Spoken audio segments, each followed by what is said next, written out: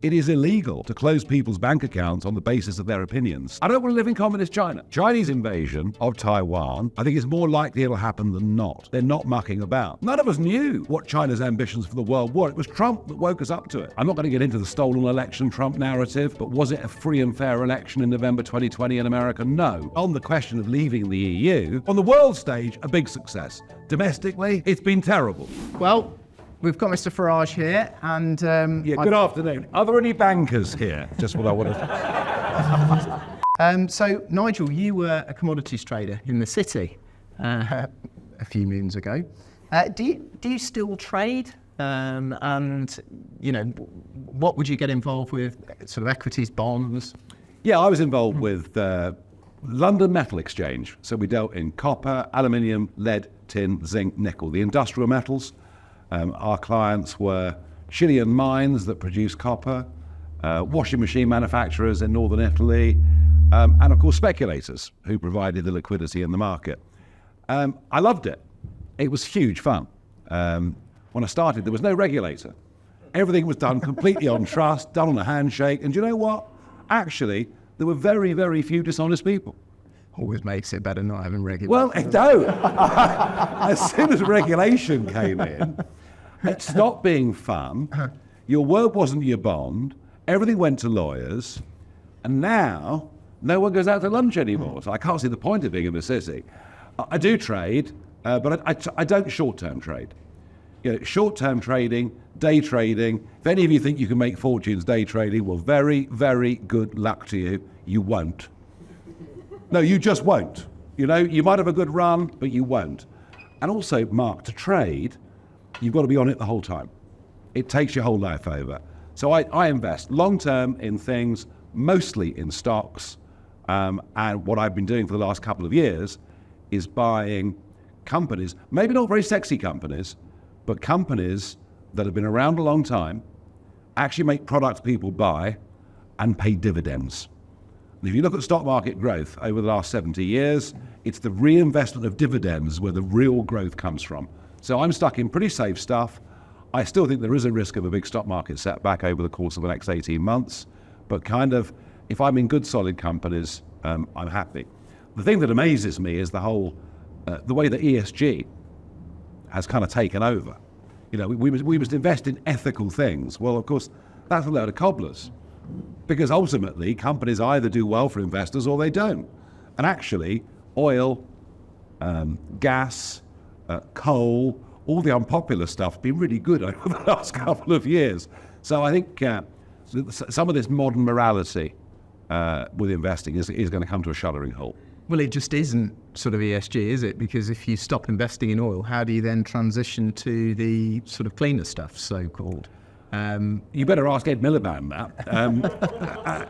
I mean, he seems to think if we fill the North Sea with wind turbines, all our energy problems are going to be solved, and they're simply not. So when you're buying sort of equities, would you be going into individual equities, or do you buy through tracker funds, or how would you? And would you be active, or would you go on a passive? No, I do through my own SIP pension. Yes. And with other monies, no, I can't. I mean, actually, the irony is that 2022 was a terrible year for investors because we had stock markets doing badly and bonds doing badly at the same time. It wasn't all Liz Truss's fault, believe me. I don't think any of it. Some of it was, but nothing to do with inflation going up. Was it? Absolutely nothing to do with that. So actually, tracker fund for the last couple of years, tracker funds have outperformed generally managed money and personally managed money. But no, I prefer to invest in stocks myself. It's much more fun. It's much more exciting, and I think when you do that, you think about things a lot harder. And this, you might not want to name the companies, but sort of the sectors that you might go into. I suppose they're mainly sort of FTSE, and then no. I've been getting involved in quite big cap stocks. Yeah, nearly all FTSE stocks, one or two American stocks. I don't think I think the smaller speculative stuff, I don't feel now's the right moment. As I say, I still think there's a big risk of a stock market setback coming, and it's all the other stuff that'll get absolutely hammered. Indeed. Okay, so I know over the years, you've done stacks. You were in the European Parliament, and you've been a politician for many years with UKIP, Brexit Party. I think it wasn't that long ago you said that why don't you tell us what the sort of biggest skill that you've got that sort of led you there and that sort of benefits you in doing that? Well, two things really I think that helped me in politics. The first was I finally, age 30, found the thing in life that I was good at.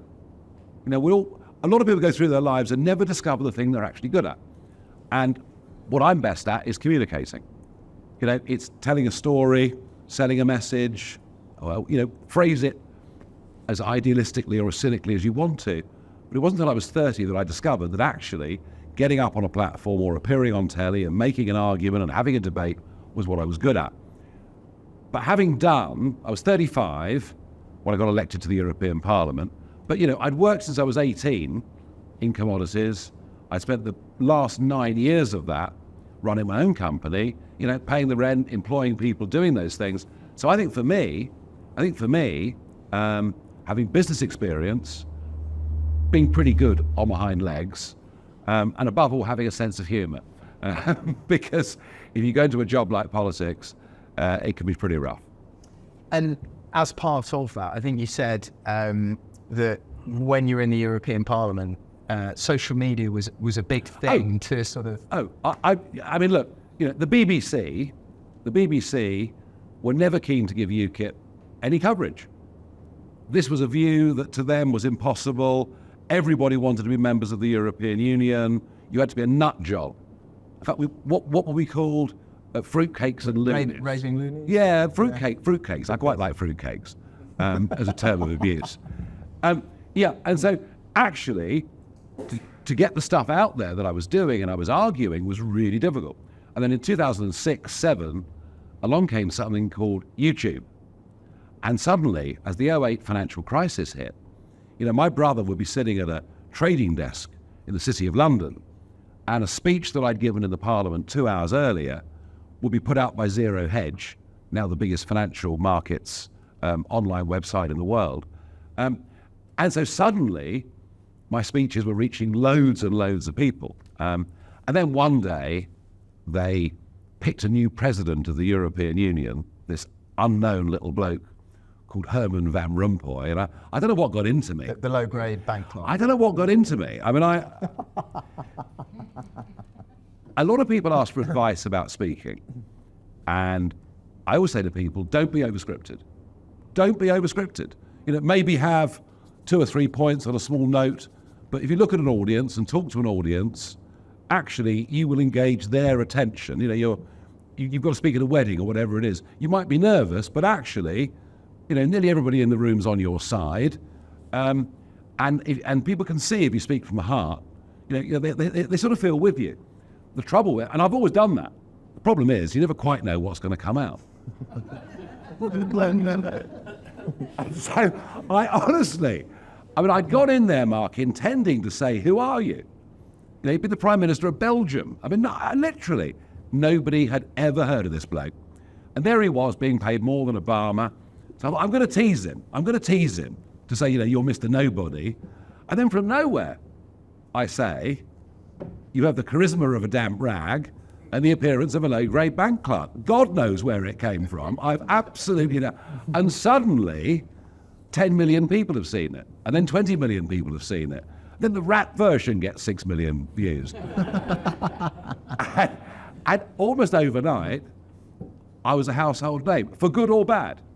Some people thought I was bloody rude. Other people thought I was very funny.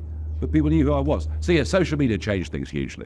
And you're across quite a few channels now.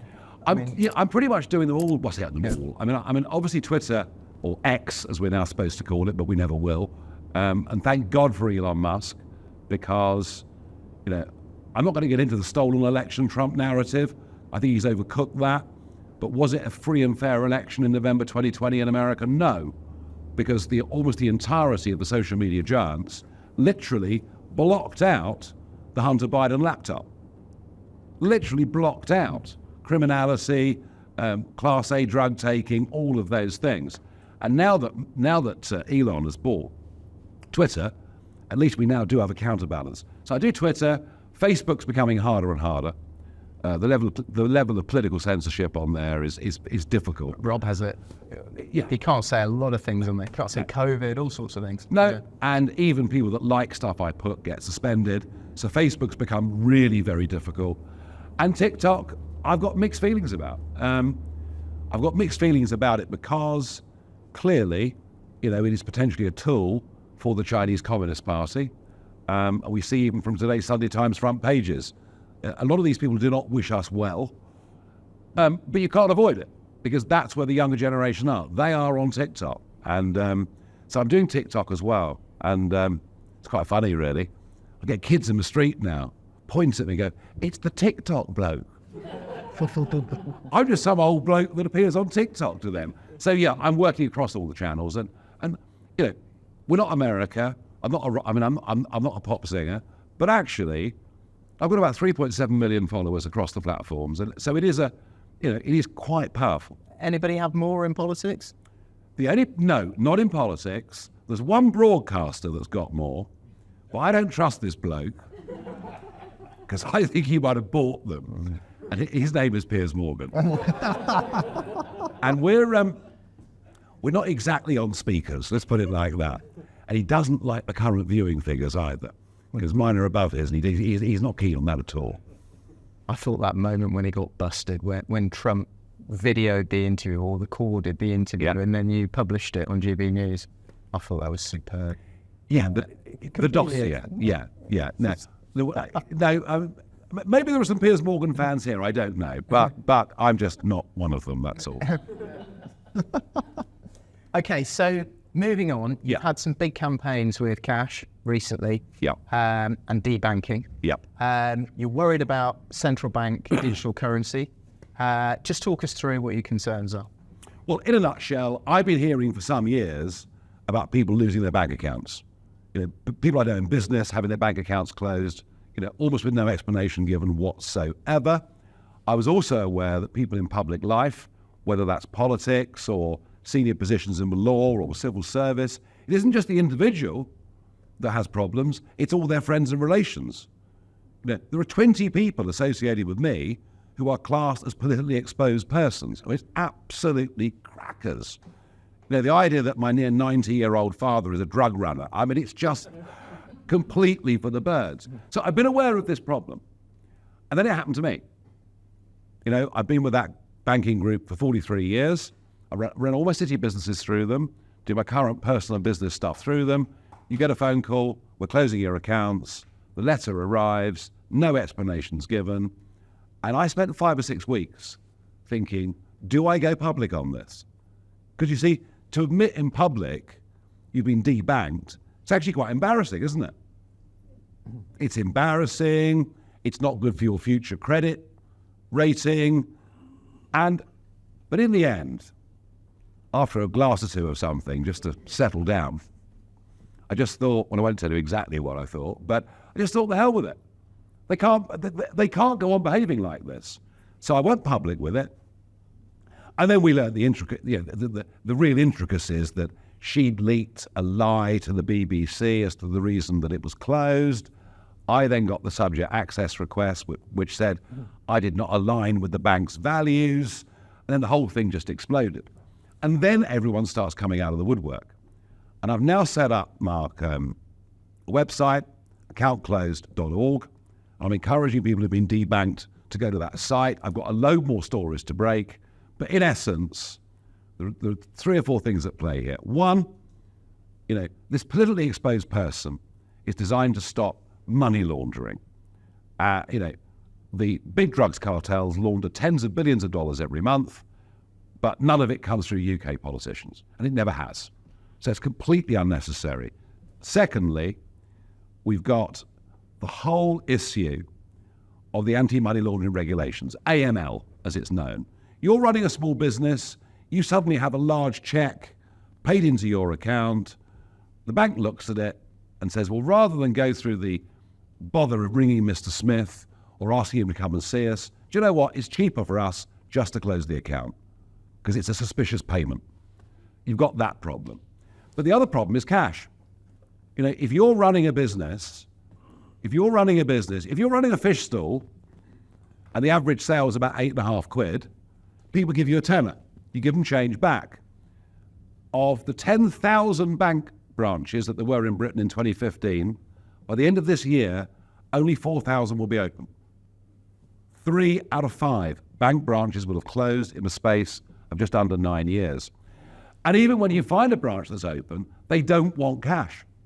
And NatWest have proposed that as from the 11th of September, you will not be able to withdraw more than £250 or put in more than £250. Now, I delivered a petition to Jeremy Hunt the other week, 300,000 signatures, saying don't kill cash.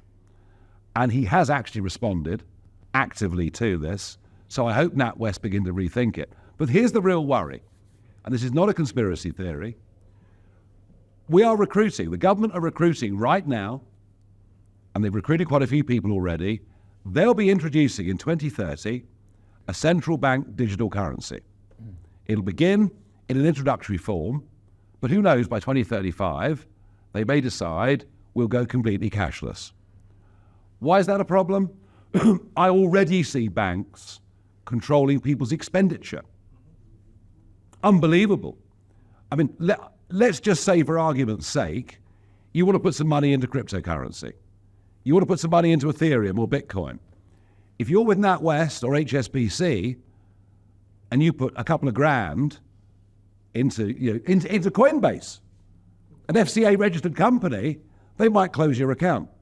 If we have CBDCs, that gives government the ability to have the ultimate control over everything we do in our lives, including personal carbon allowances and God knows what. And I feel, and this ULEZ extension, I know Peterborough's a long way away from that, but this ULEZ extension has made us all realise that there seems to be no limit to the levels of surveillance or power that governments want over our lives. And I would have thought, in a room full of entrepreneurs like this, we should all think that's a very, very bad and very worrying thing. So I am absolutely full on don't kill cash, because I do not want to live. I don't want to live in communist China, basically. So what can we all do to manage these risks? I mean, you know, this business 4 or 5 years ago, we were using almost exclusively WorldPay to take card payments, and we had a letter through.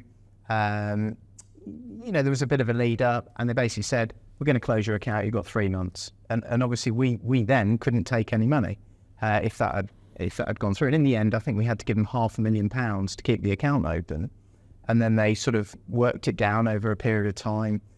We got the money back eventually. But what that taught me was that we weren't going to be with one payment processor. So I think now we're with 6. Because yesterday Square went down for 5 hours. Yeah, 2 million retailers use Square, went down for 5 hours. So if that was what you were relying on, you had a problem. Yeah.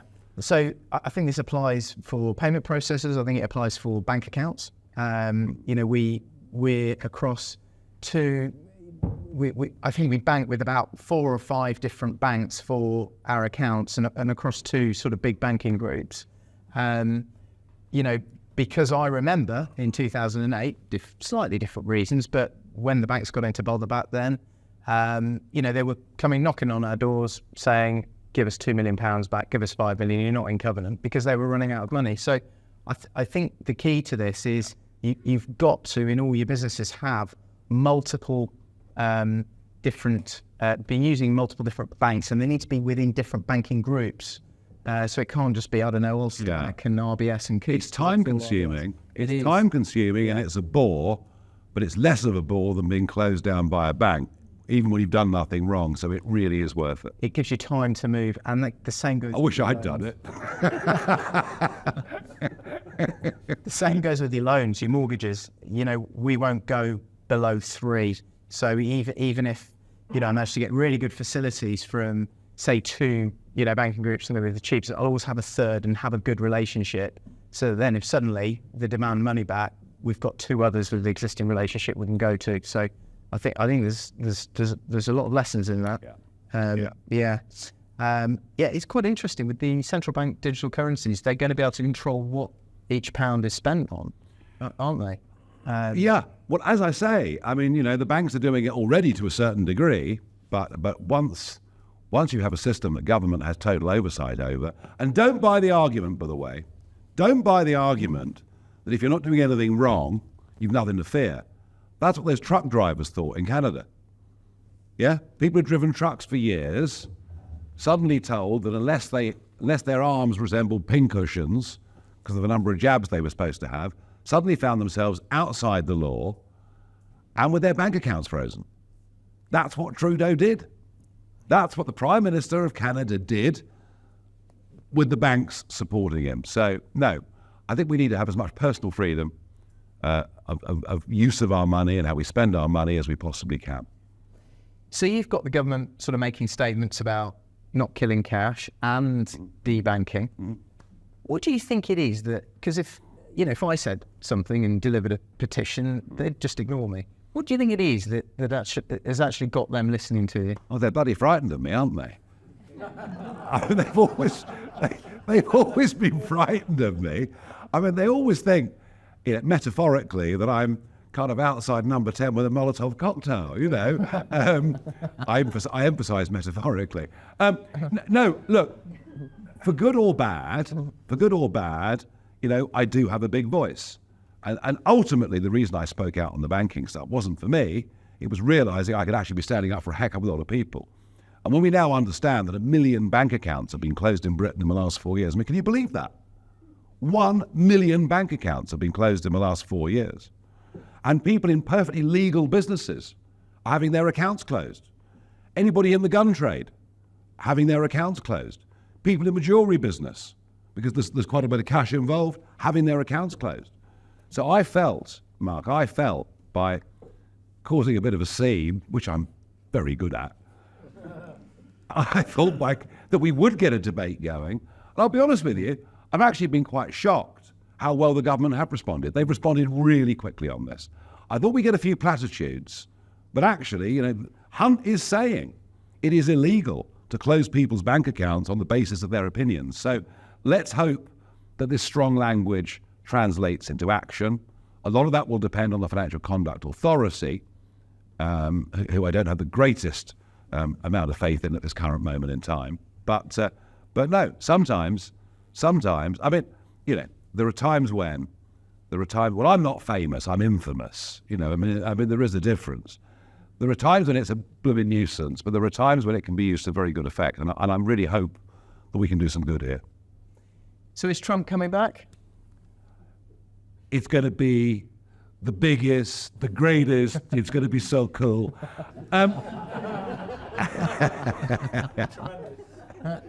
So great. Unbelievable. Nigel, great guy, friend of mine, great guy.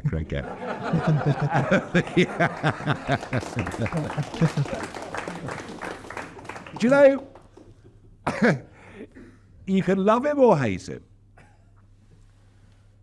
And quite often we hate people because of the impression of them we have through the media. People are portrayed in the media in a certain way, and we think, oh my God, they're absolutely terrible. And I saw this when I was a young elected politician. Certain politicians who were, Ian Paisley, the Reverend Ian Paisley.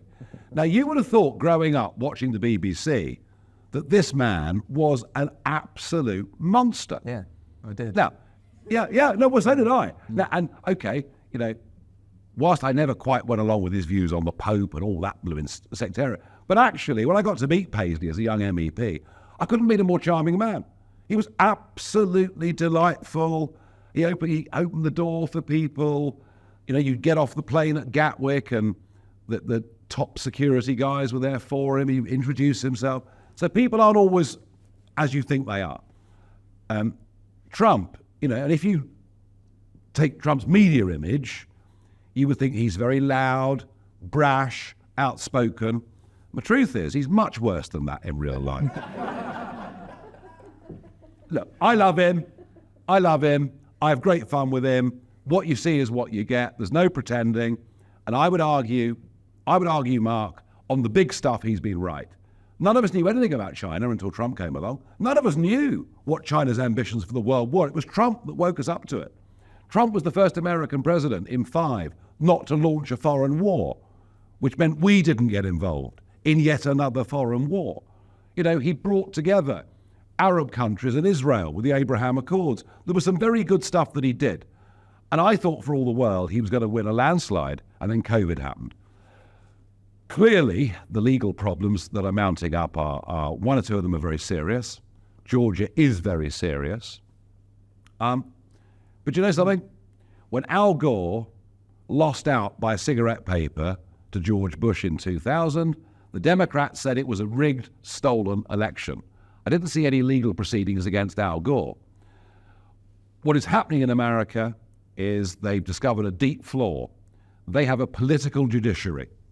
Thank God, in this country, the Home Secretary and the Director of Public Prosecutions are 2 separate, different people. Thank God. Whatever faults we have in Britain, and there are many, we actually have one of the best and most trusted legal systems in the world. Whatever they do to Trump, he will become the Republican nominee. And I honestly think he's got a better than 50% chance of winning the election next year. Some would say that, if some would say that if the Republicans found a less controversial figure, they'd have more chance of winning. True or not, he's going to be the candidate. And I think the Democrats have done a terrible job. I think the rise of violence in American cities, in particular, points to a society that's in real, real trouble. So it's going to be a lively campaign. So if he does come back, does he let Russia take Ukraine? It's not a question of letting Russia take Ukraine. I think his feeling on this, and this is difficult, isn't it? On the one hand, we see the moral case for supporting Ukraine. Of course we do. But on the other, some of these contested territories are very complicated. They're like the Palestine-Israel argument or the Northern Ireland border argument, and there are huge, strong historical passions on both sides. No one wants to talk about peace. No one. There is no peace negotiation. You're looking at death rates and wounding rates in this war, not very dissimilar to what was happening in 1917. Now, this is how bloody and awful and ghastly this whole thing is. What Trump says is he'll bring both sides to the table and negotiate a peace deal. He may succeed, he may not. But I think the idea that that negotiation should be going on, I believe, is right. So then, do energy prices fall?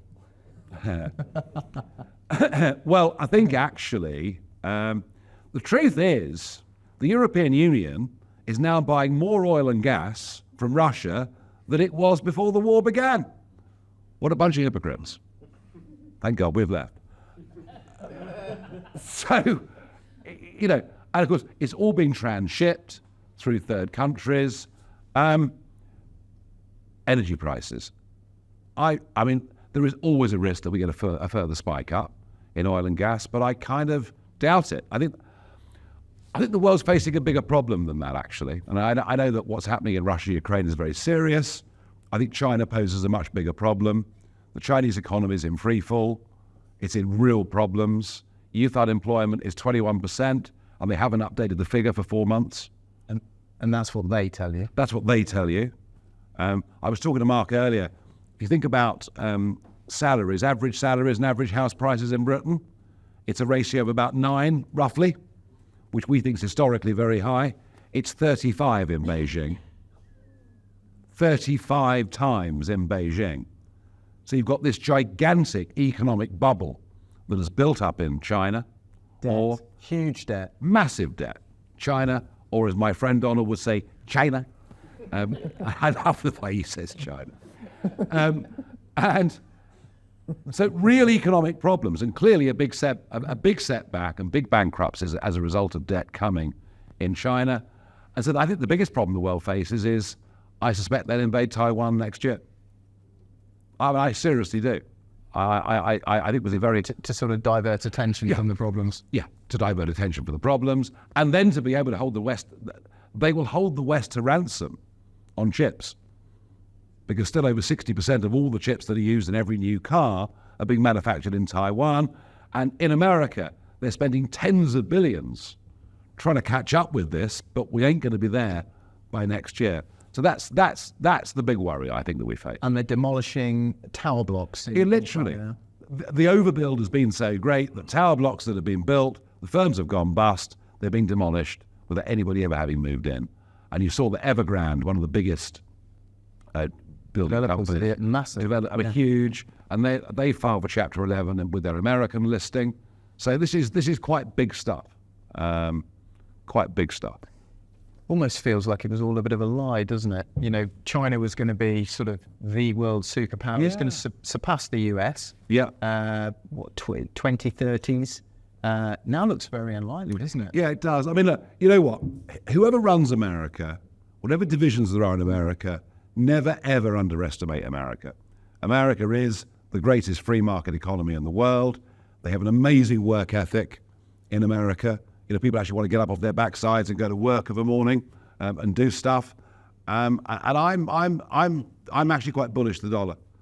I think the dollar against the euro, against the pound, is going to continue to be strong. Well, I say the same thing here. I mean, you know, there are things here to be very depressed about. Our productivity is terrible.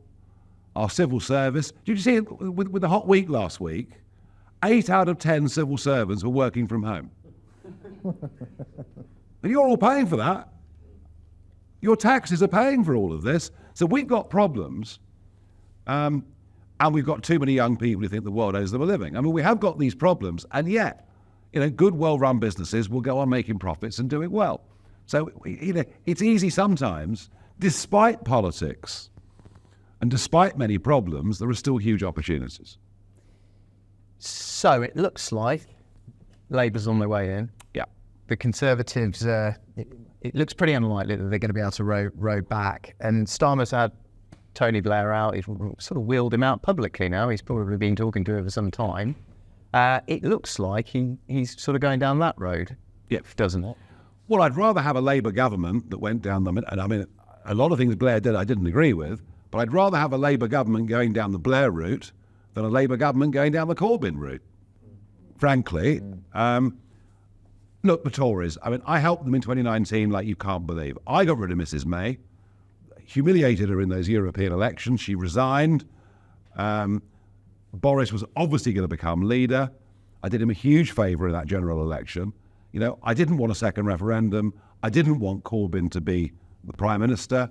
And I gave Boris a huge helping hand. I think frankly, they've been awful since 2019, and especially bad to small business. They put corporation tax up by 30% earlier this year. What deregulation have we seen? They've been freed of the European Union. I mean, take IR35. Classic. You know, really a crippling. Reams of paperwork. And the threat to reverse the threat from the individual to the employer. So look, I think they deserve to lose the election. They'll lose it pretty heavily. But do we really think Labour are going to be worse? I mean, I'm not sure they would be. What are they going to do? Let small boats cross the English Channel? What are they going to do? Put taxes up to the highest in 71 years? I mean, how much worse could it be? I thought quite clever of Rachel Reeves last week to say no tax increases. It's the same strategy that Blair used. Mark, I'd rather have a free market. I'd rather have a free market, small government, Conservative Party in power. At the moment, that party simply doesn't exist, and therefore they need time out of office to rethink who they actually are. And let's see. You know, in 1975, they came back with a complete rethink. A woman who lived just up the A1 here a few miles, and it was a completely change of direction for the Tories. In 97, they just waved the white flag and mimicked everything that Blair did. I think it was a big opportunity for a reset for the Conservatives after the next election. But yeah, it'll be a Labour majority for sure. Do you believe them that they're not going to put taxes up? Well, they won't. Do you know what? They won't do it in the first term. They won't do it in the first term. So you think we're safe for sort of maybe 5 years now? Yeah. No more corporate tax increases? No. No. Income tax? They'd be mad. Removing reliefs? Well, look, the real removal of reliefs is what Jeremy Hunt's done by freezing the bans until 2028. By the end of, 40p, since 1988, 40p was accepted as the top rate of tax. In every year of Blair's premiership, 40p was the top rate of tax. Gordon Brown then puts it up again. The Tories timidly got rid of one of those rises. The brief 44-day Truss experiment attempted to get us back to 40p. But by the end of next year, bearing in mind that 1.5 million people paid top rate tax in 1988, by the end of next year, 8 million people will be paying 40p or more. That shows you just how much taxes have gone up at every level in this country. So if a Labour government was to put up taxes in the first term, they'd be committing an act of electoral self-harm. I don't believe they'll do it. But through stealth, reliefs go sort of... Yeah, no, increase the threshold. Look, it's not going to be a tax-cutting agenda. It's not going to do anybody any favours, but then nor of the Conservatives. And does anyone believe that the Conservatives will cut taxes? Maybe a penny off income tax before the election, so we think they're a small state, low tax party. They're not. So look, the message to small businesses, the message to entrepreneurs is very clear. Government doesn't understand you. Government doesn't particularly like you. Government is much happier working with big corporates. That's where their donations come from. That's where their retirement jobs are. That's how it is. So it's up to you to get on and do things on your own. Simple as that. You're going to get nothing from government for a very, very long time. So just write that off and just move on.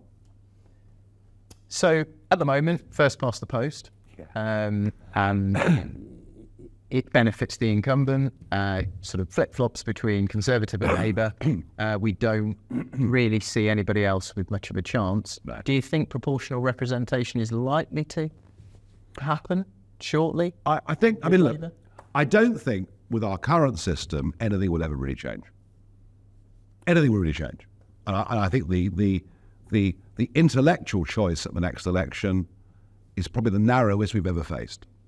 What are the real philosophical fundamental differences between Starmer's Labour and Rishi's Conservatives? Almost nothing.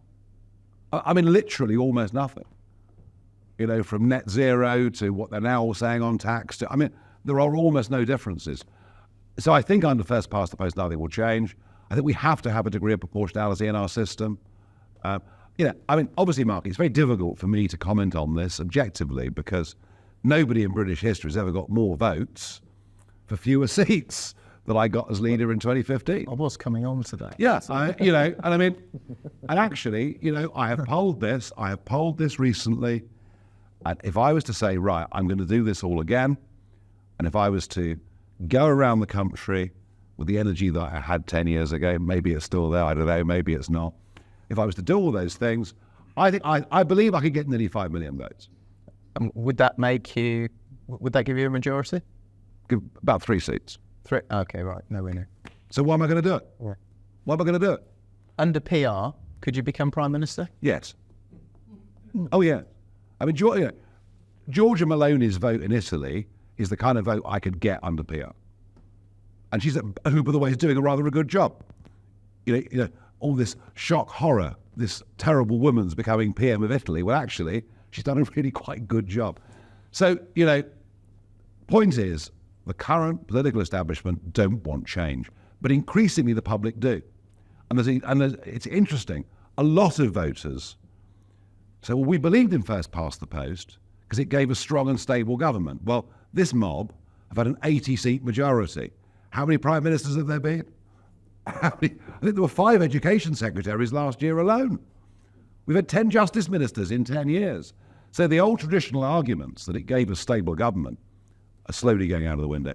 I think we will change our electoral system, but I suspect it'll be too late for me. And Starmer's not doing it. The Labour Party at their last annual conference voted to introduce PR. Because it sort of benefits them a little bit, doesn't it? But once in government, let's see. It's coming, but I think that's a 10-year change. Okay, so we've got a few questions which you guys have sort of sent in. Are they clean? I have been through them all. The pen's been through them, yeah. No, I just took a couple out of the park. So, okay, so you get attacked quite a lot. You sort of walk around the country. Some people love you. Yeah. Sometimes you can be a Marmite figure to some. Yeah. How do you sort of keep going and keep that resilience in the face of such negativity and opposition? Well, it's market some and some, isn't it? I mean, when I'm out where real people live, outside the M25, generally people are very nice.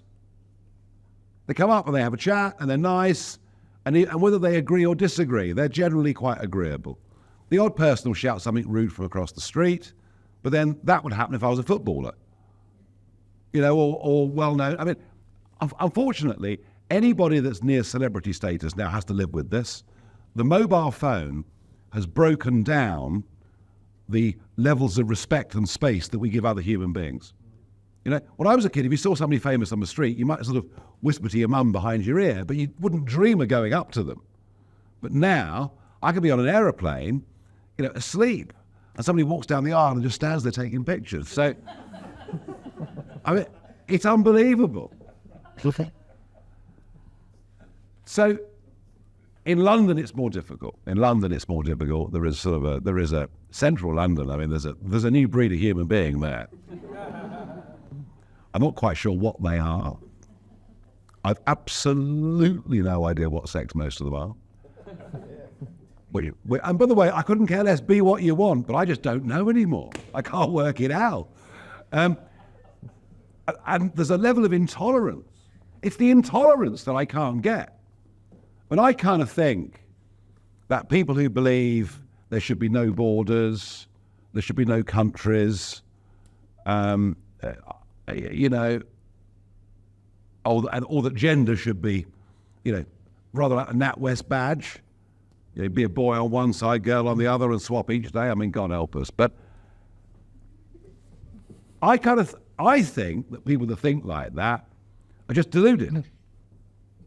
But they think that people who think as I do are evil.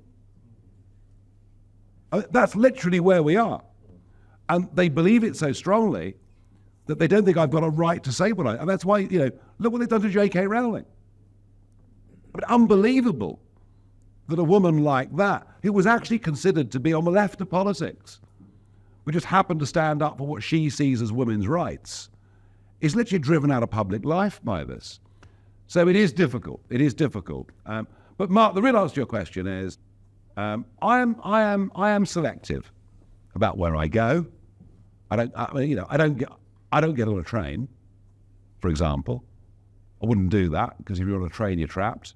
So I have to think about my security and what I do. I have a driver every day for taking me around London. When I come and do events, you've been to one of the pubs, I have to have security, and I've got to live with that for the rest of my life. It's a bit of a price to pay. I couldn't really care less personally, but it's not so much fun for the family. That's where it's hard. I've got 4 kids, and 3 of them are sensible. One of them, I don't know what university's done to her brain. God only knows. But it's quite funny. But my kids, when they're asked, "Are you any related?" say no, because it's not worth the risk. No, you've got to be very resilient to do what I did. I mean, I think my strongest thing, Mark, wasn't how I deal with the public or how the public. The strongest thing was not changing my mind in Brussels, because there were lots of people that went to Brussels, with a similar view to me, but who were softened over the years by the system, and I never allowed myself to be. And that's about having the courage of your convictions. You know, I believed in what I believed in. And it's because most people don't want to stand up with the cameras rolling and be booed by 500 people. Most people want to be cheered by 500 people. I loved it. So I didn't change, but it is difficult. It is difficult. But I think generally, as I say, I do know a couple of guys that are footballers, a couple of friends that are cricketers, and it's the same now for anybody in public life. It's much more difficult out there than it used to be. We've become a less polite, less respectful society, I'm afraid.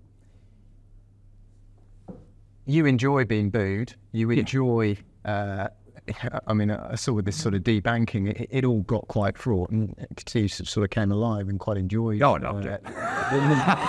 What was about Yeah. What's coming next? You know. What sort of led you there? I mean, something when you were younger, or what really set you up to have that level of resilience? Mark is asking, why am I a weirdo, basically. Well, it can be very useful, doesn't it? Very useful. I've always been very single-minded. Always been very single-minded. I've always been, even from mid-teens, I've always been disinterested in what people think about me. I couldn't care. I couldn't care less. If you like me, that's great. If you don't, I really couldn't care less. I'm not interested. I'm very single-minded in everything I do. And actually, I'll be honest with you. I mean, people that have been my employees, my colleagues. I mean, I've got, generally people who work closely with me stay as friends for years and years to come. So there's a very tight group of people that I get on with. But look, you can't be all things to all people in life. Be true to yourself. I often get asked, particularly by young groups, student groups or whatever, I might go to a private lunch or dinner, and young people ask for life advice. I say to all of them, be true to yourself. Because if you're not happy, do you ever be happy? If all you're trying to do is please other people, you could never, ever be fulfilled and be happy. And that means that you will upset some people as you go along. But that's part of growing up. It's part of being a person. So, yeah, with me, it's a slightly extreme case. But there we are. The only problem is, I think women find it quite difficult to marry me and live with me. Because I'm not very easy. And I think it's true, if you're very, very single-minded in what you do, it is difficult for those that are very, very, very close to you. But that's life. So back to your questions. You've obviously had a lot of people contact you about them being debanked. You've seen a lot of different sort of banking groups. We don't need to sort of name who the main offenders are. I'm sure we can guess. Well, why not? It's HSBC and NatWest. They are the worst two by a long, from what I can see of it thus far. I've had about 12,000 people contact me who've been debanked. There's a lot more that will contact me. 12,000. About 12,000 so far. Mostly companies. Because if people have been individually debanked, they've generally found it quite easy to get a bank account somewhere else. It's the businesses that find it hard. That's where the real pain comes. And from what I can see, those two have been the worst. But it is still a work in progress. And conversely, most people will wanting to know where they should go. Who's probably going to treat them the most bad? Well, it depends what you do and what you need. I mean, there are some very good fintech solutions out there. There are plenty of the fintech companies, and a lot of them are set up to do foreign exchange business or whatever it is. But there are plenty. If all you really need is a place to receive money and a place to pay money out from, then some of the fintechs are really, really quite good. And there are plenty of them. But of course, what they can't do is they can't lend you money if you need to borrow money at some point in time. Most can't really give you a debit card, which when you're running a business, a debit card is quite useful. And they can't pay you any interest, which suddenly, with rates where they are, if you've got money sitting around. So there are payment solutions out there and plenty of them. But in terms of banks, I don't know. I am pleased to say that one of the major high street banks has now contacted me to say we want your business. And I'll be announcing this week who it is. And I think that's quite a shrewd move on their part. I thought that would have happened earlier. It would have been very... Well, I had a lot of fintechs reach out to me. A lot of fintechs reach out to me. A lot of them run by really good people. So which of the people might not know, which ones are fintech? So just give us some names that we can start using. Yeah, I mean, Starling, Monzo, those sorts. No, I look, Starling, Monzo are fine, but it's still not perfect. It's not a full banking service. Revolut, whatever it is, they can all be very useful, but it's not a full. It depends what you need. But I think most people in business need to have a relationship with a bank or more than one bank, because one day, through no fault of your own, you might need to borrow some short-term money. It does happen. Those problems do occur. So, yeah, all of those names are fine, but it's still not quite where you need to be, in my view. Okay, this is a question about stress. The government have told landlords to make sure that their EPCs are coming up to a C. And obviously we've had all the sort of attacks in terms of tax and not being able to offset your mortgage interest and stamp duty. All stuff that I've covered on the show, by the way, with you. Yeah. He's very good on telly,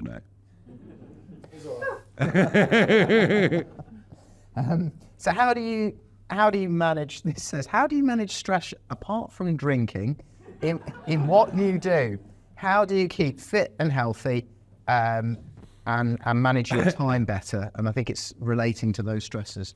Dennis Thatcher was asked this. It was Dennis's 70th birthday, and he was invited by the Conservative Women's Federation, as they then were. So Dennis turns up, a couple of hundred Conservative ladies for lunch on his 70th birthday. One of them asked him, Dennis, how is it you're so active, so energized, so fit?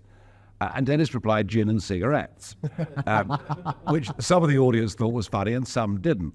I guess that's the kind of answer I give. I'm very active, both physically and mentally. I was up this morning at 5 o'clock.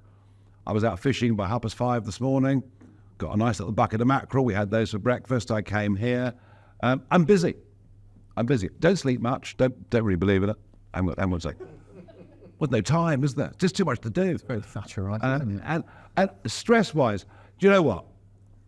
There were times leading UKIP and the Brexit Party of real stress. And the worst, I'll tell you the worst. The worst one was the assassination of Jo Cox, the Labour MP. And she was murdered in the street. I remember when I heard the news thinking, well, because who knew which way that was going to be? Was that going to be a Muslim extremist? No, it wasn't. It was a right-wing nut job. No one knew what it was going to be. And they suspended the campaign. And that meant all the momentum that we had just died. Because we were on a roll. The day before, I'd done battle with Bob Geldof on the Thames. And we definitely won that one. And I remember by Sunday, hostilities had resumed. And I was appearing on the Sunday morning shows, and Osborne was going on for the government. And basically, what The Guardian was saying, and what was being allowed to be said on the BBC, was that Jo Cox's murder had been caused by my narrative. The narrative that I'd created had led to the murder of Jo Cox. I've been trying to defend yourself against that charge. I remember on the Monday morning, it was about 6:30, 6:45. Car was on the drive. There were about 8 photographers and cameras outside the front door. It was the only time I sort of went for the latch and thought, do I really want to do this? Do I really want to walk out of the front door into all of this? So that was the most stressful time I had. But generally, when we travel, I spoke at over 2,000 meetings around the country in my political career. Town halls, village halls, up and down the length of the land. Generally, after a day, with the team I was with, we'd stay in a hotel somewhere, normally sort of out in the country if possible, and we'd have a few drinks and a good laugh. And that was my de-stress. And I'm sure there are some Puritans who would say that we shouldn't even be doing that. But I've generally, Mark, managed I've just laughed things off. And one other last little thing. You know, I survived a very major road traffic accident when I was 21. I was hit by a car, very, very lucky to survive. I had cancer in my 20s, and then I survived a light air crash in 2010. I mean, stress? You want to talk about stress?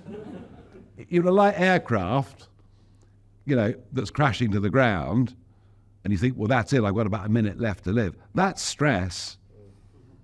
That's real stress. And it made me think afterwards.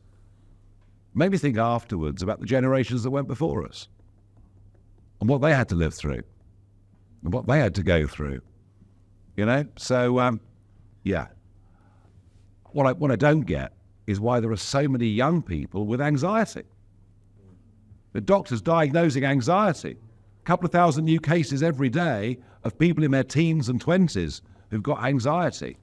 And maybe this is a hangover from the pandemic. And maybe lockdown will prove to be the biggest mistake any British government ever made in peacetime. Because I cannot see another reason why so many young people will be saying they're suffering from anxiety. Social media? I wonder, is social media, is that enough on its own? I don't know. I mean, clearly, we've been praising social media up. Well, no, we haven't. We've been balanced, haven't we? We've said it launched my career, it helped shake up politics, but it's taken away personal space. I suppose if you're in your teens, and you're engaging on groups, and you're reading horrid things other teenagers are saying about you, maybe you're right. I don't know. I just don't know. I'm not sure anyone does, but it could be a factor. Great. So have you guys got any questions? What do you think about the Saudi 2030 vision and the Middle East kind of economy movement? Look, I think it's very simple. I mean, we've been through a really odd time with Middle Eastern policy. The European Union, President Obama and Boris decided that Iran were the good guys. We did the big deal with Iran, the big Iran nuclear deal. Please don't build any bombs, and we'll give you tens of billions of dollars. And we gave them effectively tens of billions of dollars, and they went on building the bomb. And to me, that regime, it's been there 40 years. It is the most oppressive, disastrous regime in the whole of that region of the world, to the huge detriment of the Iranian people and world peace. Trump came in and said, no, you've got all this wrong. We may not like some of the culture of Saudi Arabia, but it isn't a threat to world peace, and we can trade and do business with Saudi Arabia. And that was the right decision. Without doubt, that was the right decision. You can't be friends with both. You have to make a decision. That's what we've done. Let's hope we stay there, because there is some considerable talk between the EU and Biden of putting the Iran deal back on the agenda. Yeah, which I very much hope they won't. All that worries me is that global money coming into sport can be good. The Premier League is a fantastic example of that. But if Saudi Arabia are going to buy every blooming sport, I'm not quite sure what we're going to be left with. I mean, they've already bought the golf tour, and they're currently offering footballers crazy sums of money. But no, look, as I say, culturally, many things in Saudi Arabia we wouldn't like or approve of, and equally they wouldn't like or approve of things that we do. But yeah, no, it has, and it will go on changing. I'm certain of that. But no, we need to be friends with the Saudis. That's the right place. What do you think? Yeah, I completely agree. Well, this new guy, Mohammed bin Salman, he's changing the world, really. Obviously, the talks of peace with Israel will be completely a game changer as well. Yes. And the competition between Dubai and Saudi, well, like little kids, really. I build a tower, I build a bigger one and a taller one. I quite enjoy watching all that. I enjoy it, exactly. Yeah. So. And Dubai, I mean, the number of Brits that are going to Dubai is incredible. Yeah. Absolutely blooming incredible. On that note, I'll invite you on the 23rd of November. We're launching PPA in Dubai, by the way. Just saying, I couldn't resist. Sorry, Mark. We'll have a chat. We'll have a chat. What they're building in Saudi Arabia is quite unbelievable. I mean, this line, 20 miles long, something like a skyscraper high for 20 miles in a... Oh, is it? Well, I think the first phase is 20, and then it'll move. Yeah, and it's as high as a skyscraper all the way. I mean, it's a completely new concept. New islands. It's nuts. What Hello, Nigel. I've got 2 questions for you. Yes. There's an African saying: if you want to go fast, you go alone, and if you want to go far, you go together. I just want to know if you still have you're someone that can stand alone, even if you can stand on the truth, even if it means standing alone. So, about Brexit, do you still feel with this African saying? Do you still feel you're right about it? Are you still convinced it is the right decision? Yeah, I mean, look, I've always been a bit of a loner politically. And on the question of leaving the EU, which we now call Brexit, but on the question of leaving the EU, I was in a very lonely position. I mean, it was me against everybody. I mean, I remember at one point, as a young MEP, I mean, there wasn't one member of the House of Commons who said we should leave the EU. Not one. Not one national newspaper, not one significant business, not one trade union boss. You know, it really was me against the rest. But in the end, that changed. Look, it is never wrong, in my view, it is never wrong for people to be free and able to determine their own futures. And that was the fundamental flaw with the European project. It wasn't just about trade and friendship in a post-war world that did need reconciliation, a huge reconciliation. It was always going to be more than that, and it became political, and you finish up with a situation where laws can get made for you that you can't change, you can't alter. So on the sovereignty point, the self-governance point, 100% yes. That begs the second question. Has it been a benefit? Has it been a success? Any historian would tell you it's much too short a time frame to judge, but that's a bit of a cop-out, really. I think on the world stage, we're standing much taller. I think the nuclear submarine deal with Australia, the AUKUS deal, is a good illustration of that. I think the fact we're signing up to this new Pacific partnership is, again, another sign of that. I think the fact that Sunak has much more chance of a close trade collaboration with India than do our friends in Brussels enhances that. I think the role we took in Ukraine, whether you agree with what we did or not, we've been the leaders. We've led the way for actually helping Zelensky. We've embarrassed the rest of Europe into it, and I think encouraged the Americans to. So on the world stage, a big success. Domestically, nil point. It's been terrible. And just one last quick thing. And many conservatives will say, well, Brexit's failed. You haven't delivered us what we wanted. We wanted control of our borders. We've got nothing. And we wanted big government off our backs to get on and run our businesses. And it hasn't happened. So there are big disappointments in terms of the way it's been delivered. But yes, I still believe it was the right thing to do. What do you think? I agree with you, but I still think, like I said, it's better together than going alone. Maybe you like you said, the other areas that I think you can work that together with in the European Union. What do you feel there are disadvantages that you see in the European Union? Why not work it together, trash it together, and move forward together? I just don't think we have enough in common.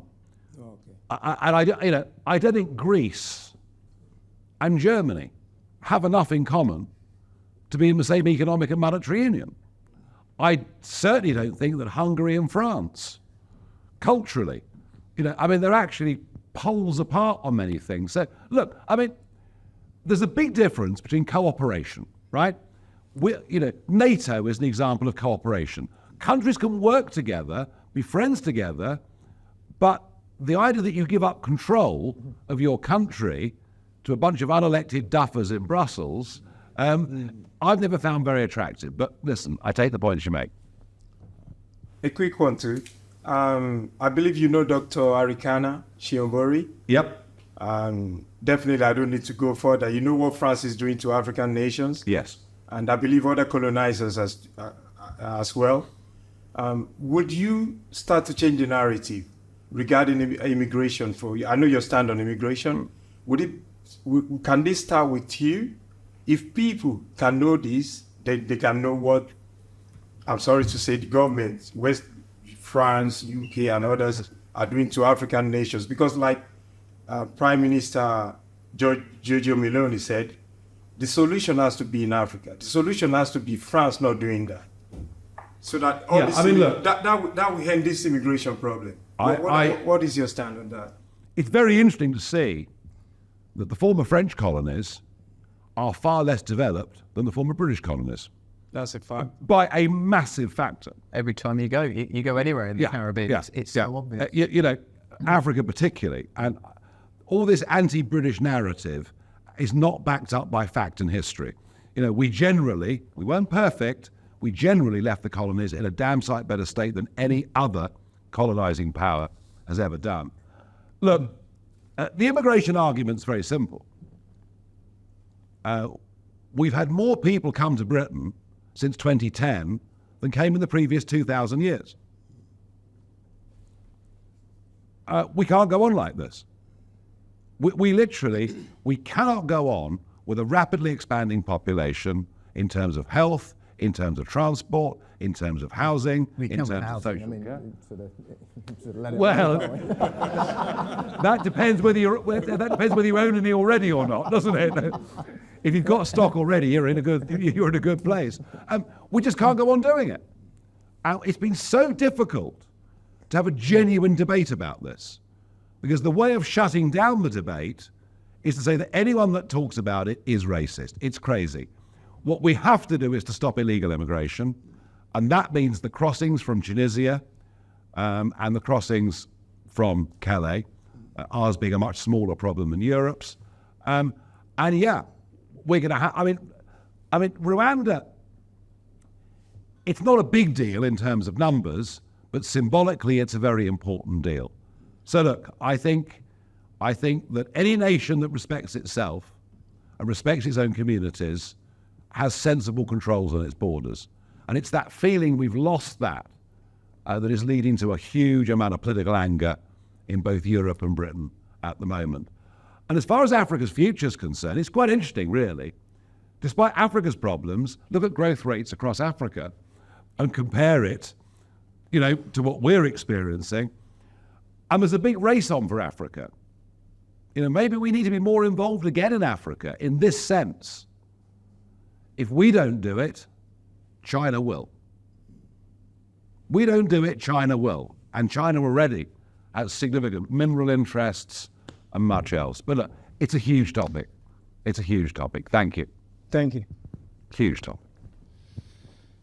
So I employ 99.99% overseas workers as a small business owner across the UK. We've got about 40 staff at the moment. We're going to increase that to about 160 staff. The reason why I employ overseas workers is because the British workforce are unwilling for various reasons to work over, say, a 20 hours period, largely because Universal Credit will top up their income to the tune of about £2,500 per month. What are they doing? What sort of staff are they? So these are healthcare workers, so they come over on a skilled shortage visa, perfectly legal route of entry through the whole process through the Home Office. I would happily employ British workforce if British workforce were willing to do the job. What would you do to change it if you had the magic wand to make that better? Well, you've just beautifully described how well-intentioned benefits have become glass ceilings. The people get trapped. They're trapped in this system of benefits where it's not worth going to work. So why take the job? And that then leads to a negative form of thinking and negative behaviour, frankly, as an individual. People need goals. If you take goals away from people, they decline as people. It probably sounds a bit brutal, but I'm afraid it's true. So we've got to get around this benefits trap, and it's going to, I tell you what, it's going to take political courage on a huge scale to do it. Somebody once said to me, benefits are like this. There's a dog there that wants more food, and it's up to you. But once you've given that bone to the dog, you try and get the bloody thing back. And benefits are a bit like that. The more benefits we give, the more benefits we make available, the more politically impossible it seems we could take any of them away. So, how do you do it?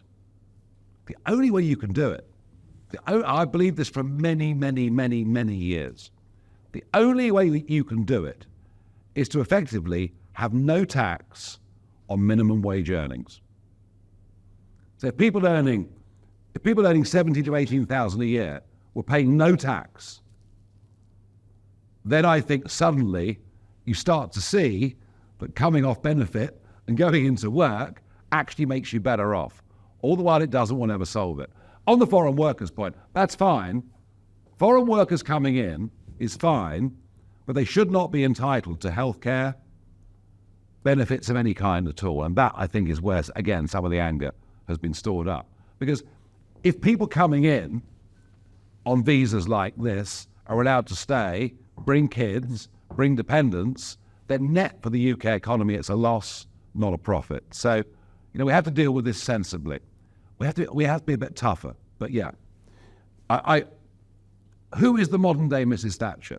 Who is the person with the courage to take on the benefit system? At some point we're going to need it. Otherwise we are going to go bust. And just look at it. Cameron became PM in 2010. Our accumulated national debt since Napoleon was 700 billion. It's now 2.58 trillion. It's almost unbelievable. Our interest repayments for 2023-4, our interest repayments on national debt will be 110 billion. These are very, very real economic problems that the country has got. We've got to get richer. And to be richer, we have to be more productive. We've got to work harder. We've got to produce more as a nation. We've got to innovate more as a nation. I mean, and I remember us doing it. If we'd sat in this room in 1978, we'd be a blue gloomier than we are now. It looked like it was all over. I mean, it really looked like the country was done for. And yet we turned it around in the next decade. So we can turn it around, and we must turn it around, but we're going to need at some point the right leadership to inspire us to do it. And leadership can make a difference to the collective consciousness and feel of a nation. Thank you. Do you think it's time for the licence fee to be scrapped? Well, I'm not a great fan of the BBC, as you know.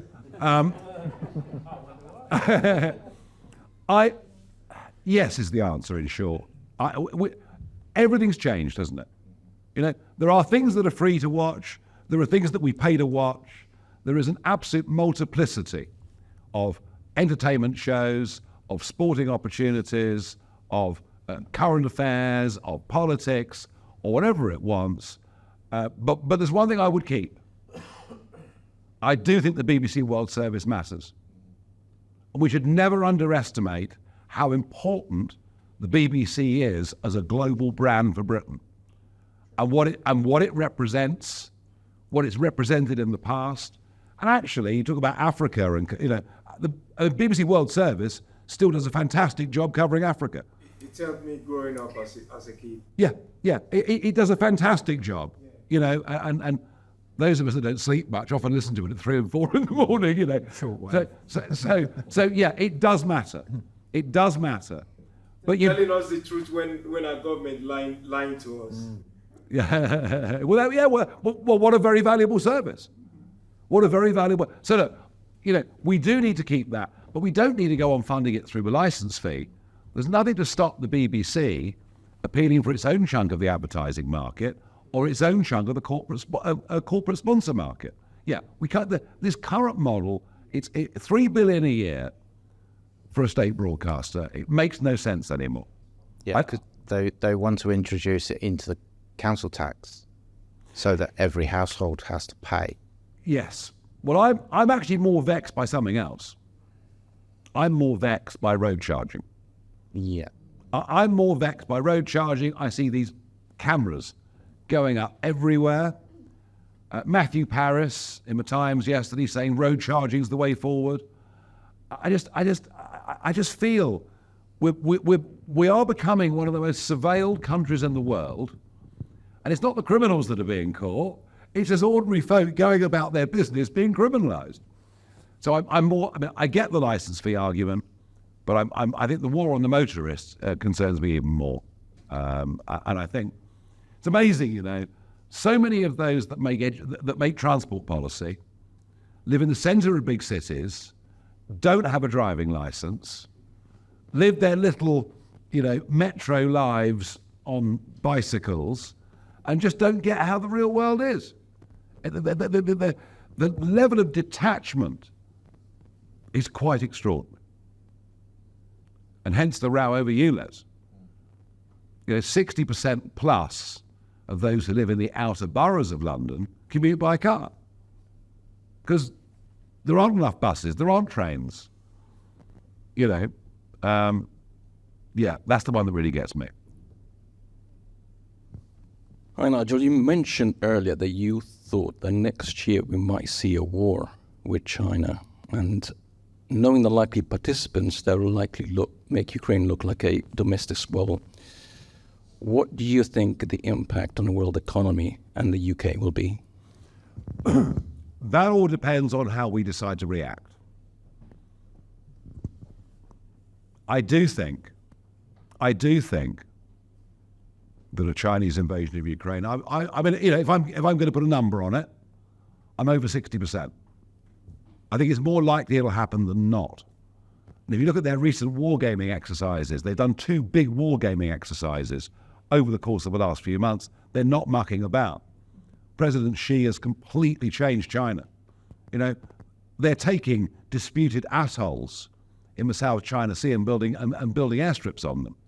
Their naval build-up is quite reminiscent, actually, of Kaiser Wilhelm's naval build-up in the early part of the 20th century. The signs are all there. We just need to see it. What do we do? Is America really going to get involved on Taiwan's behalf? I don't know. I genuinely don't know. But you know what my hunch is? My hunch is we'll barely respond. We'll condemn, but barely respond. In that scenario, what is the impact on the economy? Well, clearly, for sectors like the motor car industry, it's going to be pretty devastating. Pretty devastating. Ship industry. Yeah, anything, well, but of course, the other side of that is, you know, investment that goes into tech companies developing ways of making chips will be huge. I don't think it would be quite as catastrophic as you might think to begin with. Inflation, it'd be inflationary in some areas, yes, not necessarily devastating. I think the real problem that we've got with the Western economies is debt. Just a realization of how big national debt's become, and that's my worry for the market. But look, your guess, I mean, what do you think? Do you think they go and defend Taiwan? I think they would have to. Do you? The Americans said they will. Yeah, well, what people say and what they do in life are often very different things. And how? How? What do you do? I mean, you know, if the Chinese have launched an amphibious invasion of Taiwan and got significant numbers of their men on the island, what do you do? Iwo Jima again?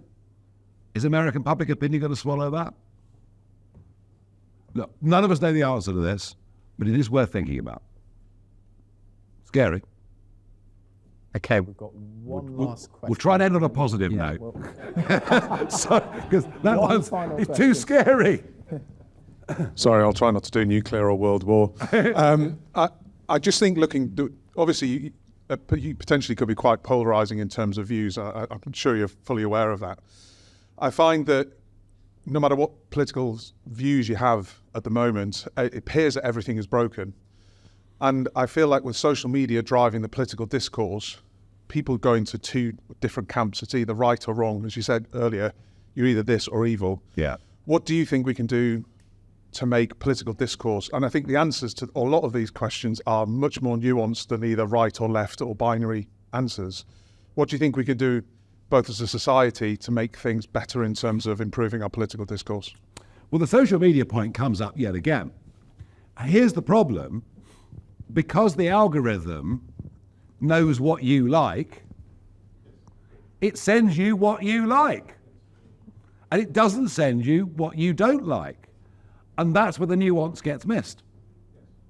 That's where the nuance gets missed. So changing that formula, very, very difficult. When it comes to the bigger question that you raise about social discourse and all the rest of it, I remember there were two old boys used to drink in my village, Ed and Ted, right? And one was a communist, been kicked out of the army in World War II, dishonourable discharge for being a communist. And the other was Ted, and he was, off the Richter, sort of Genghis Khan, right? And they'd have a couple of pints together. And by the end of a couple of pints, they were screaming and shouting at each other, calling each other abusive names, and one of them would storm off. And then one day I went in and they're in the pub together, chatting and laughing, looking at the horses. I said, how can you call each other all the names under the sun one minute and be friendly the next? I always said, this is what we fought for. We fought for the right to be able to have these debates and have these arguments, but we don't disrespect the human being. The next day they're still our friends. We've got to get back to that. There's only one way we're going to do it. And here is perhaps the biggest social challenge that we face in the West. The education system. We need to teach critical thinking. We were all taught critical thinking. Here's a problem, here are two solutions. You make your mind up which of those is your preferred option, but understand what the other one is. And I feel at schools and universities, increasingly, we're not doing that. We're beginning to teach this is moral and good, this is bad. And that's the real problem. And I think a huge amount of the intolerance has come particularly through university-educated people. It's really interesting, actually. As somebody who's knocked on more doors and canvassed more street markets, it's quite interesting that very often people with lower levels of education are actually more open-minded to debate. I think many of the if you look at our university, if you look at the areas of England or Britain that are dominated by young graduates, the politics is totally different to the rest of the country. I mean, totally different. Whether it's, strength of the Greens or whatever it may be, but you can see it very, very clearly. So education needs to get back to teaching people critical thinking and respect for other people's points of view. That is the long-term solution to the problem. Short-term, there is no solution to it. We're going to have to live with this. We're going to have to live with this, I think, for some years to come. I'm afraid. But, it was never easy, though, was it? I mean, nothing in our history was ever easy. There were always problems at every juncture, along our story. Gosh. Huge round of applause for Nigel.